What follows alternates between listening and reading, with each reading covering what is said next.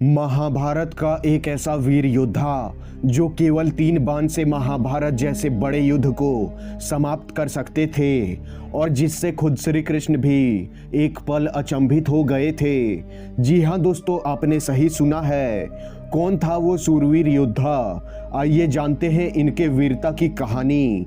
लेकिन वीडियो को स्टार्ट करने से पहले दोस्तों चैनल को सब्सक्राइब करना ना भूलें। एक ऐसा योद्धा जिनको खुद भगवान शिव ने वरदान दिया था कि वह अपने 3 बाण से तीनों लोक जीत सकते हैं, जिनका नाम था बारबरिक, जिन्हें आज हम सब खाटू श्याम बाबा के रूप में जानते हैं।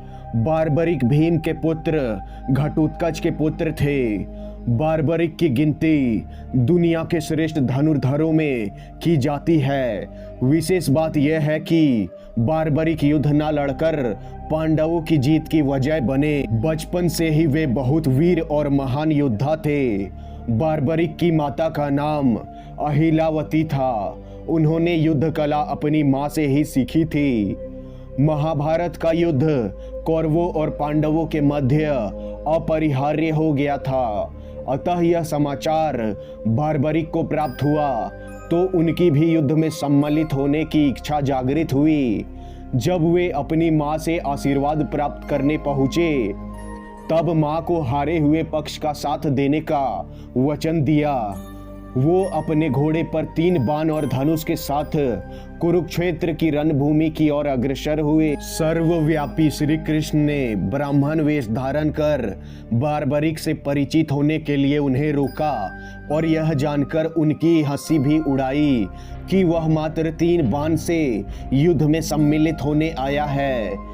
ऐसा सुनने पर बारबरिक ने उत्तर दिया कि मात्र 1 बाण शत्रु सेना को परास्त करने के लिए पर्याप्त है और ऐसा करने के बाद बाण वापस तर्कस में ही आएगा। यदि तीनों बाणों को प्रयोग में लिया गया तो तीनों लोकों में हाहाकार मच जाएगा।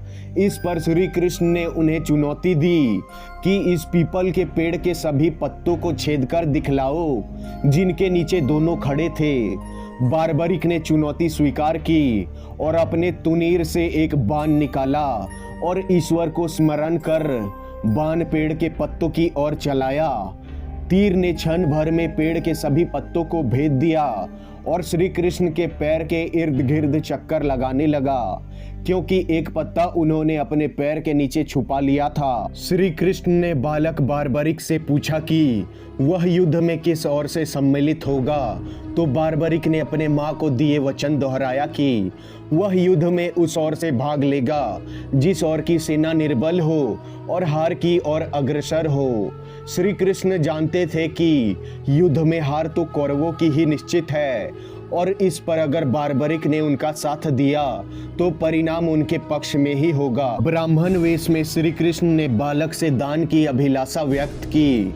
श्री कृष्ण ने उनसे शीश का दान मांगा। बालक बारबरिक ने ब्राह्मण से अपने वास्तविक रूप से अवगत कराने की प्रार्थना की और श्री कृष्ण के बारे में सुनकर बालक ने उनके विराट रूप के दर्शन की अभिलाषा व्यक्त की। श्री कृष्ण ने उन्हें अपना विराट रूप दिखाया। फाल्गुन माह की द्वादशी को उन्होंने अपने शीश का दान दिया। बारबरिक ने उनसे प्रार्थना किया कि वह अंत तक युद्ध देखना चाहता है।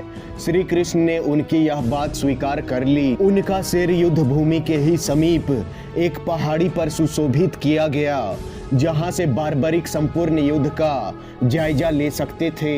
युद्ध की समाप्ति पर पांडवों में ही आपसी बहस होने लगी कि युद्ध में विजय का श्रेय किसको जाता है।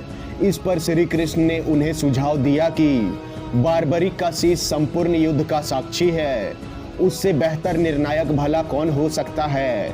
सभी इस बात से सहमत हो गए। बारबरिक के शीश ने उत्तर दिया कि श्री कृष्ण ही युद्ध में विजय प्राप्त करने में सबसे महान कार्य किया है।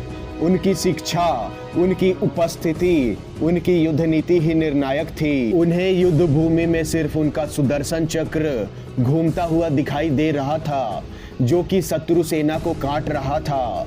इसके बाद श्री कृष्ण ने बारबरिक को एक वरदान दिया कि कलयुग में लोग उसे कृष्ण के अवतार की तरह पूजेंगे। आज इस स्थान को खाटू मंदिर के नाम से जाना जाता है। जहां पर बारबरिक की खाटू श्याम के रूप में पूजा की जाती है। तो दोस्तों, वीडियो में दी गई जानकारी अच्छी लगी तो वीडियो को लाइक करें और हमारे चैनल को सब्सक्राइब करें।